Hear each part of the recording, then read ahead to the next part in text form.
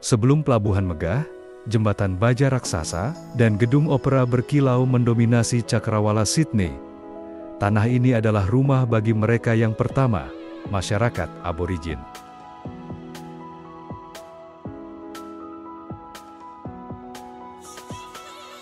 Di sepanjang garis pantai Port Jackson, yang kini dikenal sebagai Sydney Harbour, suku Eora telah hidup selama puluhan ribu tahun. Mereka bukan hanya penghuni, mereka adalah penjaga. Alam bukan sesuatu yang ditaklukkan, tetapi bagian dari diri mereka. Setiap pohon, batu, sungai, dan angin memiliki roh dan makna.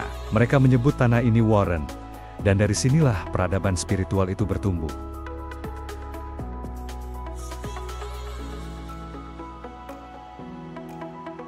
Suku Eora hidup dari laut dan daratan. Pria berburu ikan dengan tombak dan kano kecil, sementara perempuan mengumpulkan kerang, akar-akaran, dan buah-buahan. Mereka berpindah secara musiman, mengikuti irama alam, meninggalkan jejak ringan di bumi.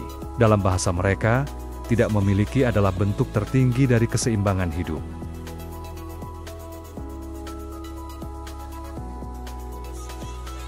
Namun warisan terbesar mereka bukanlah alat atau tempat tinggal, melainkan cerita, kisah-kisah Dreamtime.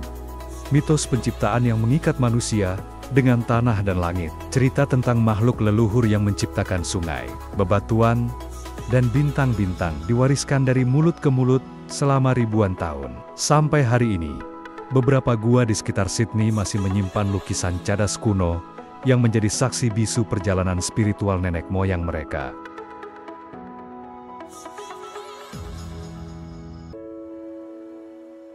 Ketika armada Inggris datang pada tahun 1788, pertemuan antara dua dunia itu bukanlah awal dari kebersamaan, tetapi awal dari kehilangan. Penyakit, perampasan tanah, dan kekerasan perlahan menghapus ruang hidup masyarakat aborigin. Namun, warisan mereka tidak pernah hilang.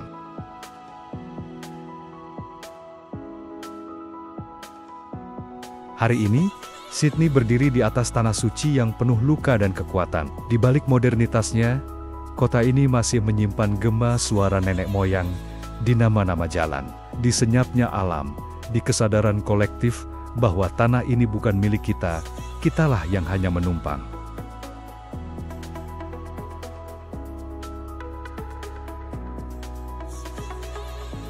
Dalam setiap langkah di Sydney, bila kita mendengarkan dengan tenang, kita bisa merasakan denyut yang lebih tua dari sejarah kolonial. Denyut tanah yang masih berbisik dalam bahasa Eora.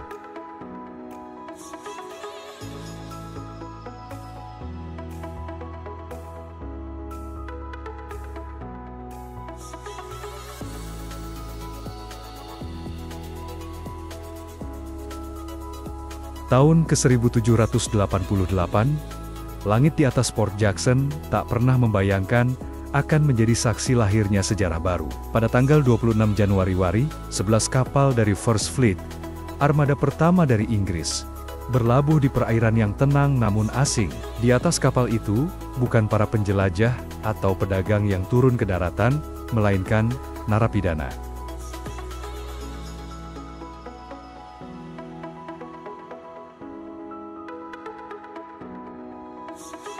Inggris kala itu tengah bergulat dengan krisis sosial dan ekonomi. Penjara penuh sesak, kejahatan kecil seperti mencuri roti, bisa berujung hukuman berat. Alih-alih membangun lebih banyak penjara, mereka mengirimkan para tahanan ke ujung dunia, ke tanah yang bagi mereka tampak kosong, namun sejatinya telah lama berpenghuni.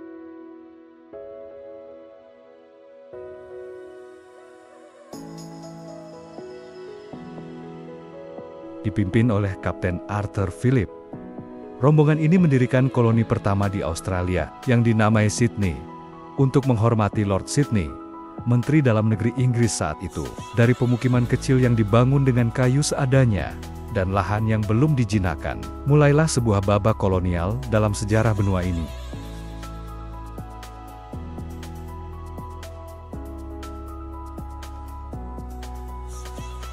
Tahun-tahun awal koloni bukanlah kisah kemegahan, melainkan kisah bertahan hidup. Tanah yang asing, musim yang tak dikenal, dan hasil panen yang sering gagal, membuat koloni berada di ambang kelaparan.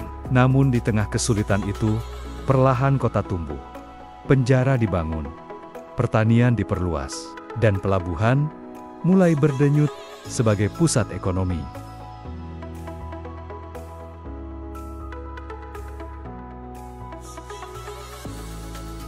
Namun perlu dicatat, berdirinya Sydney bukan hanya kisah pembangunan, tapi juga kisah pengambil alihan. Tanah-tanah tradisional masyarakat aborigin perlahan dirampas. Konflik antara penjajah dan penduduk asli meningkat, dan suara-suara yang dulu mengisi hutan mulai dibungkam oleh derap sepatu kolonial.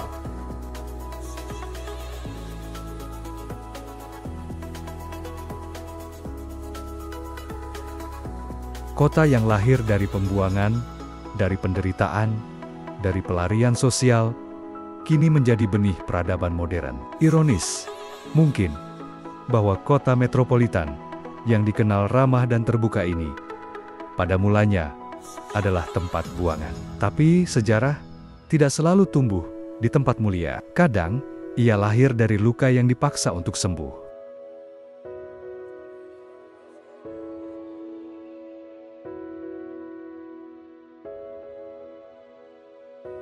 Sydney yang kita kenal hari ini tidak bisa dilepaskan dari masa silam ini. Sebuah kota yang memulai perjalanannya dari titik nadir, dari jeruji, pelayaran panjang, dan tanah asing yang tak pernah memilih untuk dikunjungi.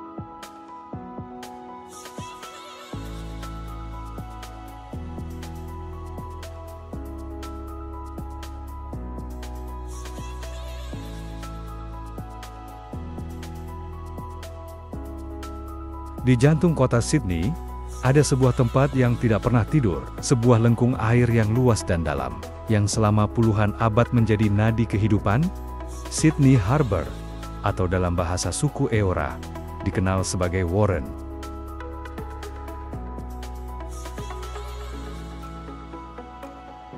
Pelabuhan ini bukan hanya keindahan alam, ia adalah titik temu antara kapal dan daratan, antara masa lalu dan masa depan. Disinilah semuanya bermula.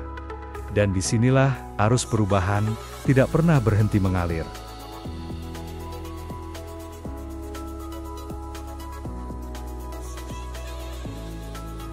Sejak masa kolonial, pelabuhan Sydney menjadi urat nadi perdagangan dan migrasi. Kapal-kapal datang dari Inggris, India, China, dan kemudian dari seluruh dunia.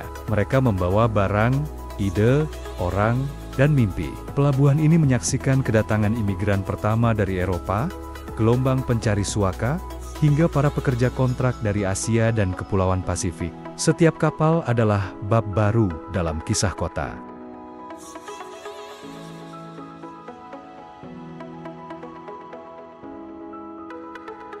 Pada awal abad ke-19, pelabuhan mulai dibangun lebih serius. Dermaga diperluas, gudang didirikan, dan aktivitas bongkar muat meningkat. Circular Quay menjadi pusat denyut kota. Dari sanalah tram-tram berangkat, dan para pedagang kecil menjajakan dagangannya.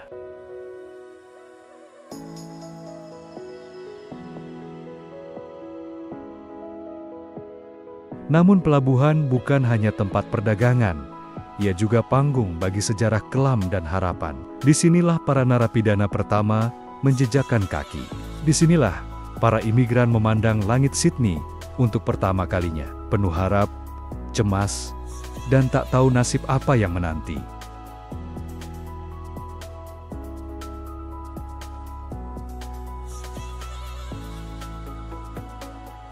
Bagi warga aborigin, pelabuhan adalah pengingat akan kehilangan.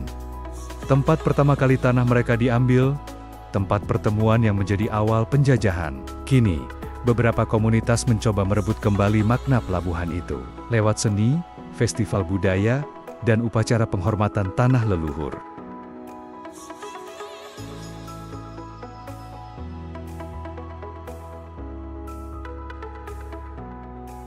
Hari ini, pelabuhan Sydney dikenal sebagai salah satu yang tercantik di dunia. Dengan latar Sydney Opera House dan Harbour Bridge, Ia menjadi magnet wisata dan simbol nasional. Tapi di balik keelokannya, ia tetap menyimpan lapisan-lapisan sejarah tentang pemisahan, pertemuan, dan perubahan.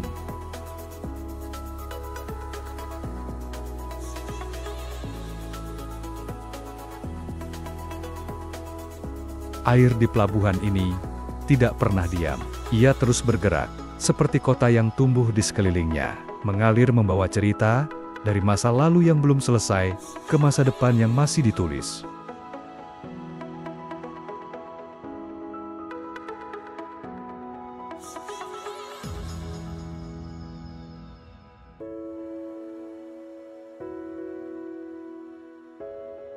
Setiap kota besar di dunia punya simbolnya sendiri. Paris punya Menara Eiffel, New York punya Patung Liberty, dan Sydney, ia punya dua ikon yang berdiri berdampingan, membentuk siluet tak tergantikan di cakrawala.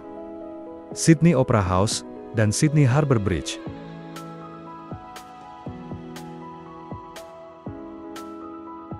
Dua bangunan ini bukan hanya karya arsitektur, mereka adalah representasi dari keberanian, konflik, mimpi, dan identitas. Mereka berdiri di tepi pelabuhan, saling melengkapi, yang satu melengkung dengan anggun, yang satu tegak dan kokoh. Seperti dua karakter yang sangat berbeda, namun saling menguatkan.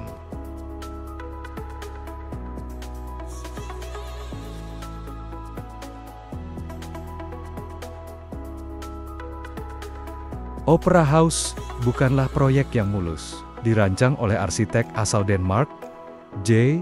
Arenagel. Bangunan ini awalnya dikritik habis-habisan. Desainnya dianggap terlalu aneh, terlalu mahal, terlalu rumit. Tapi Agel percaya pada visinya. Atap-atap putih seperti layar kapal, atau kerang laut yang terpecah, mengambang di atas pelabuhan. Proyek ini molor beberapa tahun, dan biaya membengkak hingga lebih dari 1.400% dari rencana awal. Agel bahkan keluar dari proyek sebelum bangunan selesai. Namun, saat gedung ini akhirnya diresmikan pada 1973, dunia terdiam. Yang dulunya dianggap kegilaan, kini menjadi keajaiban. UNESCO menyebutnya sebagai salah satu karya arsitektur terbesar abad ke-20.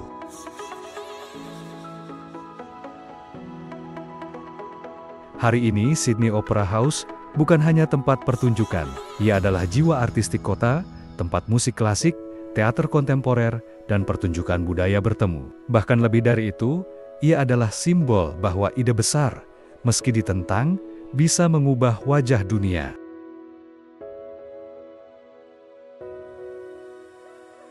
Dibuka pada tahun 1932, Harbour Bridge adalah manifestasi dari kekuatan dan kemauan. Dibangun selama masa depresi besar, proyek ini menyerap ribuan tenaga kerja, memberi harapan di tengah krisis. Jembatan ini menghubungkan sisi utara dan selatan pelabuhan, menyatukan kota yang dulu terpisah oleh air. Dengan bentang baja sepanjang 503 meter, Harbour Bridge pernah menjadi jembatan lengkung terpanjang di dunia. Dijuluki Die Kawassenger, karena bentuknya, jembatan ini adalah jalur penting, baik bagi kendaraan, kereta, sepeda, maupun pejalan kaki. Namun, seperti Opera House, jembatan ini juga punya sisi manusia. Ia adalah tempat pesta malam tahun baru, tempat pelamar menyematkan cincin, tempat warga menggantung harapan di ketinggian. Bahkan hari ini, orang bisa menaiki puncaknya lewat Bridge Climb, melihat Sydney dari sudut pandang yang tak terlupakan. Dua bangunan, dua cerita, dua wajah Sydney yang begitu kontras namun harmonis. Mereka bukan hanya konstruksi dari baja dan beton, tapi monumen dari mimpi manusia. Dan seperti kota ini, mereka tak pernah diam. Mereka hidup, bercerita, dan mengingatkan kita bahwa keindahan sejati lahir dari perjuangan dan visi yang tak mudah ditawar. Jika pusat kota Sydney adalah detak jantung urban yang tak pernah berhenti, maka pantai-pantainya adalah nafas panjang yang menenangkan. Disinilah warga Sydney menyatu dengan alam, bukan sebagai pelarian, tapi sebagai bagian dari hidup sehari-hari. Tak jauh dari hiruk-pikuk pusat kota, membentang Bondi Beach, ikon yang tak kalah dari Opera House atau Harbour Bridge. Pasir putih, ombak yang menggulung, dan lautan biru yang memantul cahaya matahari menjadi pemandangan yang akrab bagi siapapun yang pernah menginjakkan kaki di sini.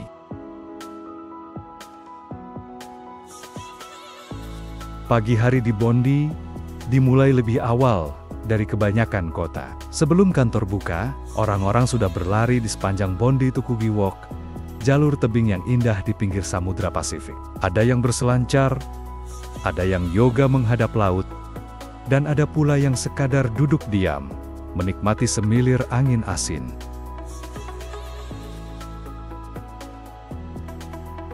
Pantai bukan hanya tempat wisata. Di Sydney, pantai adalah ruang publik, ruang sosial, dan ruang spiritual. Disinilah pesta ulang tahun anak-anak berlangsung. Disinilah perpisahan dilakukan. Bahkan disinilah warga melepas stres setelah seharian bekerja.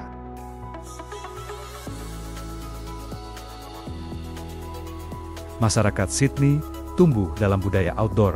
Mereka lebih suka menghabiskan waktu di luar rumah, di taman, di pantai, di jalur sepeda, atau di atas papan selancar. Bahkan, kegiatan sehari-hari seperti makan siang atau rapat informal pun sering dilakukan di bawah sinar matahari.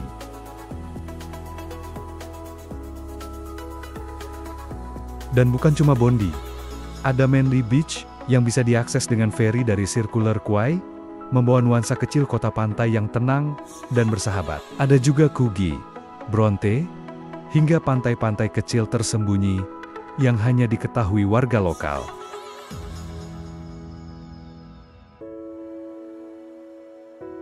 Pantai juga menjadi cermin dari semangat kesetaraan Sydney. Tak ada kelas sosial di ombak, entah kau pekerja kantoran, pelajar asing, atau atlet profesional. Semua menyatu di pasir dan air yang sama. Inilah ruang di mana kesenjangan kota terasa seolah larut untuk sementara.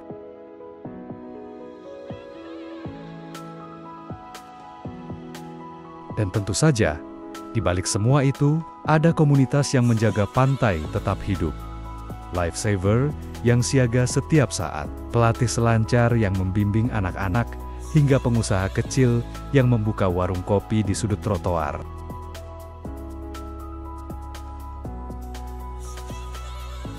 Pantai-pantai di Sydney bukan sekadar destinasi, melainkan cara hidup. Mereka mengajarkan kita tentang ritme yang lebih pelan, tentang hubungan tubuh dengan alam, dan tentang pentingnya jeda di tengah percepatan zaman. Di tepi ombak yang terus datang dan pergi, warga Sydney menemukan keseimbangan antara kerja dan hidup, antara kota dan alam, antara diam dan bergerak.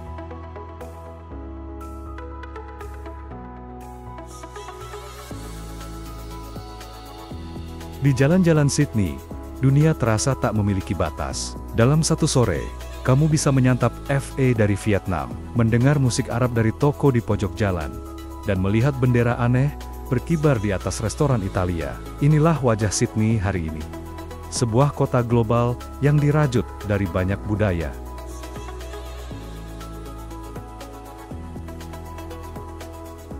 Lebih dari 40% penduduk Sydney lahir di luar Australia, menjadikannya salah satu kota paling multikultural di dunia. Setelah Perang Dunia II, gelombang migrasi besar-besaran dimulai dari Eropa, Asia, Timur Tengah, dan kemudian Afrika. Setiap gelombang membawa sesuatu yang baru. Bahasa, makanan, kepercayaan, cara hidup.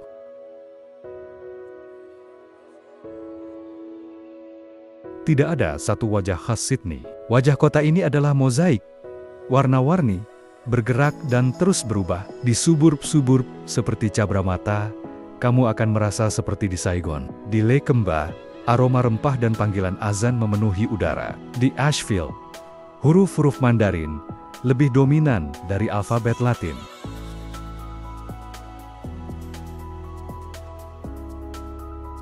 Namun, bukan hanya makanan atau toko yang berubah. Budaya meresap ke dalam sekolah, sistem hukum, hingga cara warga berinteraksi. Anak-anak tumbuh sebagai warga global. Mereka bisa menyapa dalam bahasa Inggris, menjawab dalam bahasa Korea, dan tertawa dalam bahasa rumah yang tak kita kenal.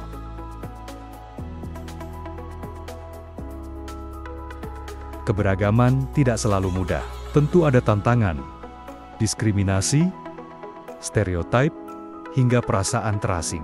Tapi Sydney telah belajar untuk tidak menyeragamkan, melainkan merayakan perbedaan.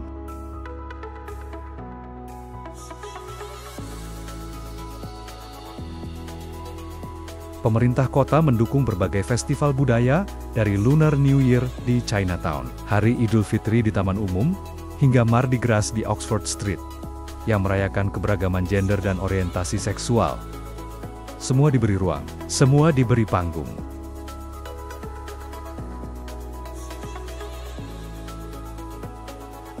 Di balik itu semua, ada semangat yang dibangun perlahan, bahwa hidup berdampingan tidak berarti meleburkan identitas, tapi justru memperkuatnya. Bahwa menjadi orang Sydney bukan soal warna kulit atau tempat lahir, tapi tentang rasa memiliki dan saling menghargai.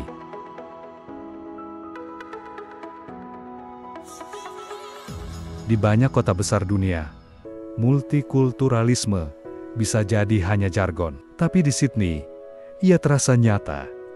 Dari cara orang saling menyapa, hingga cara mereka saling membela saat ada ketidakadilan.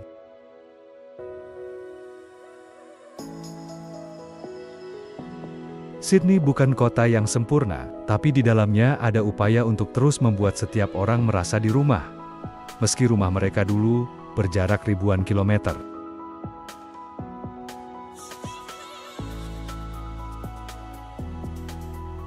Kota ini, pada akhirnya, bukan sekadar tempat tinggal. Ia adalah persimpangan dunia. Tempat di mana manusia dari berbagai latar menyusun ulang makna kebersamaan. Dan mungkin, disitulah letak kekuatan sejatinya.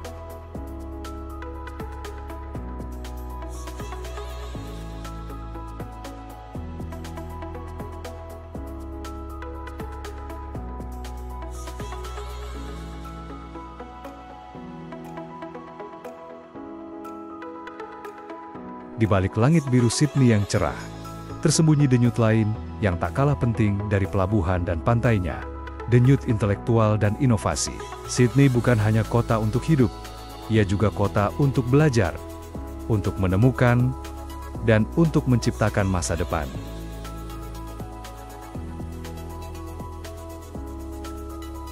Dengan banyak universitas kelas dunia seperti University of Sydney, University of New South Wales, dan University of Technology, Sydney, kota ini telah lama menjadi magnet bagi pelajar internasional. Setiap tahun, puluhan ribu anak muda dari Asia, Eropa, Timur Tengah, dan Afrika datang ke sini, bukan hanya membawa mimpi, tetapi juga pertanyaan besar tentang dunia yang terus berubah.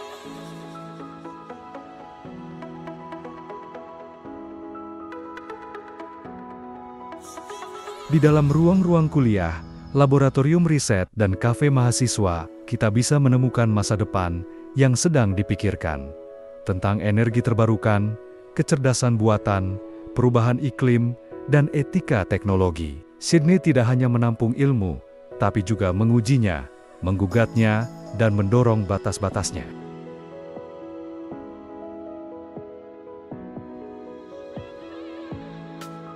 University of Sydney didirikan pada 1850, adalah universitas tertua di Australia, dijuluki sebagai Oxford of the Southern Hemisphere. Arsitektur bergaya Gothic, taman-taman hijau, dan komunitas akademik internasional menjadikannya bukan hanya institusi pendidikan, tapi simbol peradaban ilmu di selatan dunia.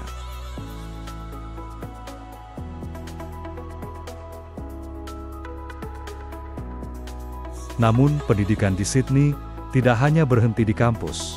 Kota ini menjadi ekosistem startup dan teknologi yang terus berkembang. Di kawasan Tech Central, dekat stasiun sentral, ratusan perusahaan rintisan bertumbuh, mulai dari kesehatan digital, keuangan berteknologi, hingga penelitian medis mutakhir.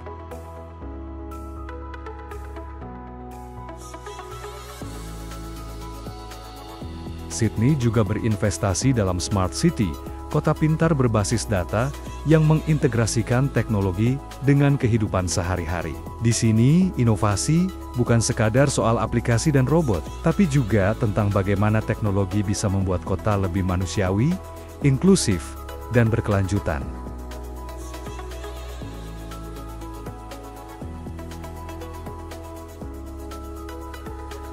Salah satu kekuatan besar Sydney adalah kehadiran pelajar dari seluruh dunia. Mereka bukan hanya murid, mereka adalah penghubung antara budaya, ide, dan masa depan.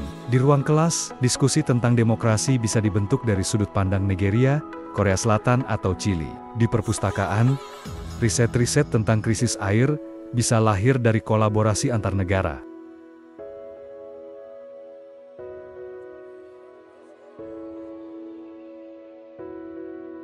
Pelajar-pelajar ini, meski sering dianggap sementara, justru memberi napas segar dan perspektif baru bagi kota. Mereka membawa dunia ke Sydney, dan saat kembali ke negara asal, mereka membawa Sydney ke dunia.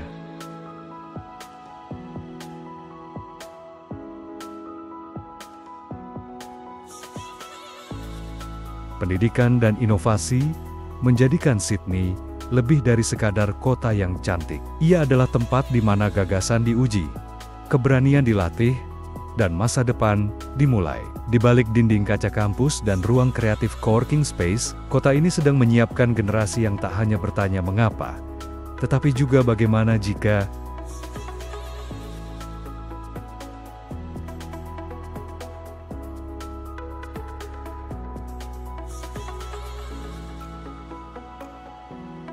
Di balik segala keindahan dan kemajuan Sydney, dari pantai yang menenangkan hingga kampus inovatif, tersembunyi kenyataan yang tak bisa diabaikan, ketimpangan yang makin nyata, dan tantangan kota modern yang perlahan menggerus mimpi banyak orang.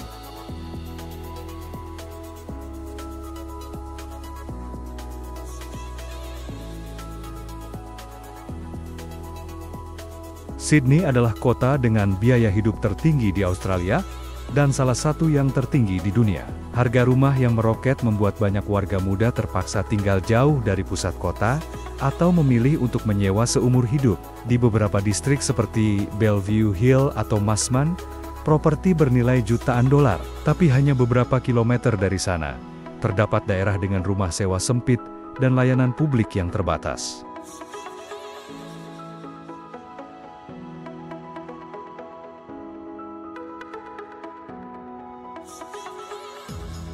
Pertumbuhan ekonomi Sydney telah menciptakan peluang besar, tapi juga jurang yang makin lebar. Kota ini menjadi magnet bagi investasi global, namun juga lahan spekulasi properti yang menyisihkan masyarakat berpenghasilan rendah. Pekerja penting, seperti perawat, guru, dan petugas kebersihan, seringkali tak mampu tinggal di kota tempat mereka bekerja.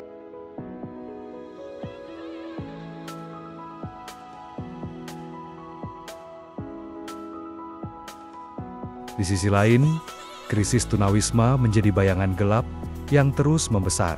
Di bawah jembatan, di taman-taman kota, dan di jalur trotoar dekat stasiun. Kita bisa melihat sisi lain dari kota yang sering hanya diperlihatkan dalam brosur wisata.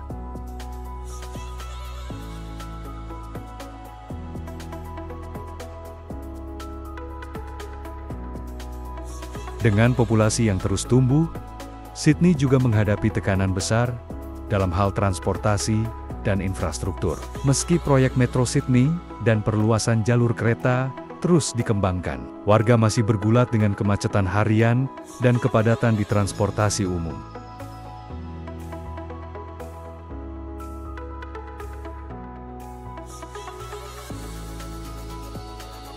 Air bersih, ruang hijau, dan udara segar juga menjadi tantangan di tengah pembangunan apartemen tinggi dan pusat perbelanjaan baru. Urbanisasi yang cepat membuat kota ini harus berpacu antara pertumbuhan ekonomi dan kelestarian lingkungan.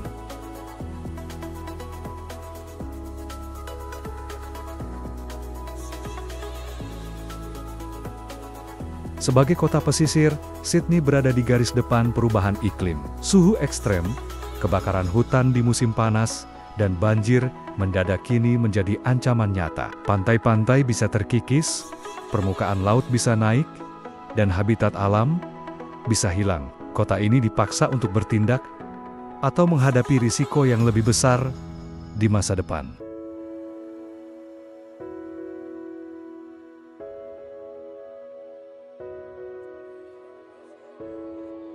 Namun di tengah semua tantangan itu, lahir juga gerakan warga. Komunitas lokal mulai mendorong solusi.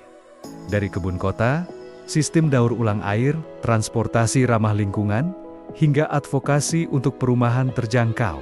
Mereka sadar bahwa masa depan Sydney tidak bisa diserahkan hanya kepada pasar, tapi harus dipertahankan bersama.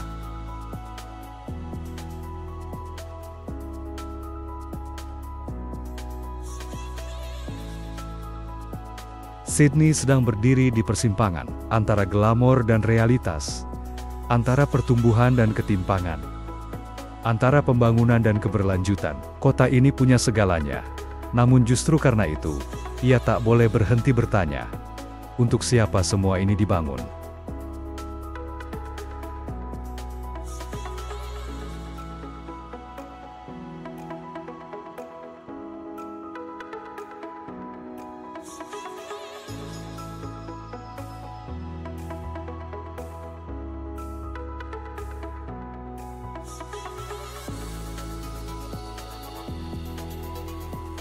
Sydney bukan kota yang diam. Ia tumbuh, berubah, dan belajar dari masa lalunya. Tapi di abad ke-21, kota ini menghadapi ujian yang jauh lebih besar dari sebelumnya.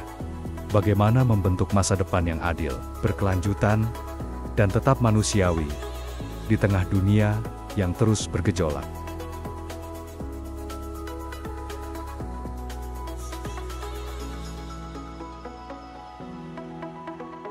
Globalisasi, krisis iklim, revolusi digital, hingga pergeseran sosial membuat setiap kota besar harus memilih ikut dalam arus perubahan atau tenggelam oleh beban masa lalu. Sydney memilih untuk bergerak maju, tapi dengan cara yang semakin sadar akan siapa yang tertinggal.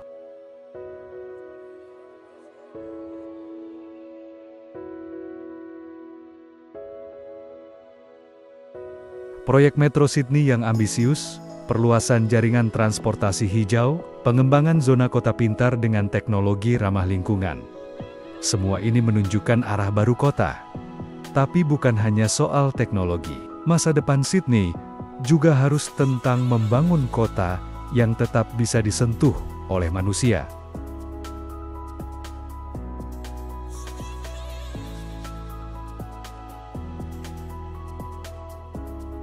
Kota ini mulai mengembangkan ruang-ruang publik inklusif, mengintegrasikan solusi energi terbarukan, dan mendorong arsitektur berkelanjutan. Di kampus, riset tentang perubahan iklim dan dampaknya terhadap masyarakat urban terus berkembang. Di tingkat komunitas, warga merancang ulang kebun kota dan energi komunitas.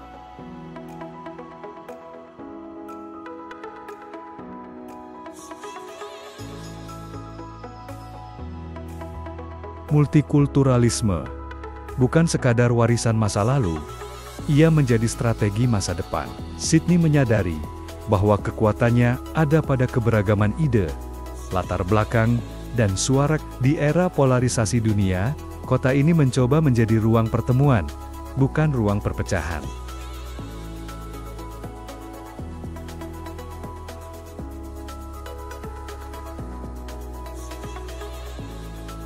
Festival budaya, kebijakan anti-diskriminasi, dan kurikulum sekolah yang inklusif menjadi cara Sydney membangun generasi baru yang tidak hanya toleran, tapi juga aktif menjaga keberagaman sebagai bagian dari identitas bersama.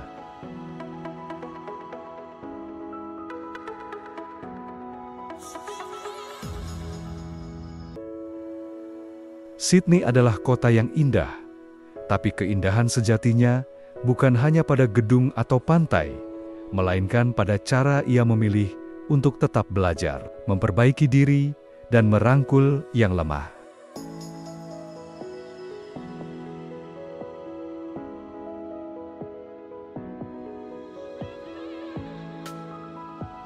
Mungkin masa depan tak akan sempurna. Akan selalu ada tantangan, ketimpangan, dan krisis baru yang muncul. Tapi selama kota ini terus mendengar, terus berubah, dan terus mencintai keberagamannya, harapan itu akan tetap hidup.